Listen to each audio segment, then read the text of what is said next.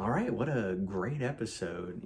I really thought it was just going to be more of a side mission, but it was a side mission, but we got a lot of story with it too. So it was really cool. It was directed by Carl Weathers. And the biggest thing I took from the episode was how much it felt like A New Hope. There were so many scenes that were like callbacks. The scene where they're trying to like take down the controls for the lava to make the base blow up, and that reminded me of Obi-Wan. We had Grief in the back of that kind of heavy speeder, aiming and, get on the guns. And then we had that shot kind of at the end where it was like panning under the ship, like we saw back in A New Hope when you first saw Star Wars for the first time. So really great. I like kind of the callbacks to that kind of stuff. But the most interesting thing was, learning about like the cloning facility. He, Dr. Cushing, or Kershing, I think is his name. He mentioned he has very high M count. And if you're, a fan of the prequels or even watched those, you'll know that that means midichlorian count. So that was really cool. And then we kind of saw like in these jars, like these like humanoid shape. It kind of reminded me of either Snoke or Palpatine. So there might be a connection there. Because who else are they going to be trying to clone and try to remake? So that has Force abilities. So that I feel like this is definitely going to connect into Rise of Skywalker and just trying to make that through line to make it a little bit more connective tissue for fans who maybe didn't read the books or didn't watch Clone Wars. We also kind of get that stuff with Kara and the fighter pilot.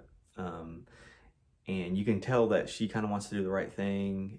And he left her kind of like a pin. I thought that was a good moment. Just, a little bit of inside character, how like she lost everyone in Alderaan and she's building like a new family with like Grief and the Mando and Baby Yoda. Baby Yoda has some great scenes, like the macaroons, and he really enjoys like a flight ride. I like how he's getting more education and he's seeing things.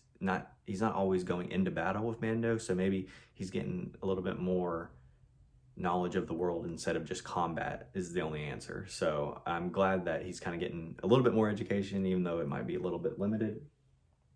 And then just with Moff Gideon, he, said, we'll be ready. And when they had that shot at the very end, those almost look like Cylons. If you ever watched the old series or even the new, it just looked like a black Centaurian. We didn't really get a great shot, like a front up, very close, but that's what they reminded me of. It's almost like a robot. So that's really cool, and we're seeing a lot of things in Star Wars that are slightly different, but we have a taste of old, not only with the old trilogy, the new trilogy, but the prequels as well. So I feel like Carl Weathers did a great job directing this episode, and it's going to set up very nicely for when Dave Filoni directs it. Next episode, episode 5, some big things I'm predicting, and kind of heavily rumored, but we'll see probably Ahsoka. There'll probably be some kind of big battle with Gideon. I think episode 5 is going to feel like, kind of how like Game of Thrones, like episode, 8 or 9, like kind of always like felt like, oh man, this is so intense. So I think episode 5 is going to be crazy. I have a feeling it'll probably be one of the longer episodes, I'm assuming. And then I am predicting that the child will be kidnapped, and then it's going to take the Mando kind of gathering everyone up. He'll probably team up with Boba, Ahsoka, Kara, Grief, the blue guy, and whatever other allies he's gained, Cobb Vanth, and then they're going to have to go and try to rescue the child from Gideon. That's just my prediction. So, but overall, a really great episode. If you like this channel, please like and subscribe. Also check out my other videos. This is Reaction. See you later.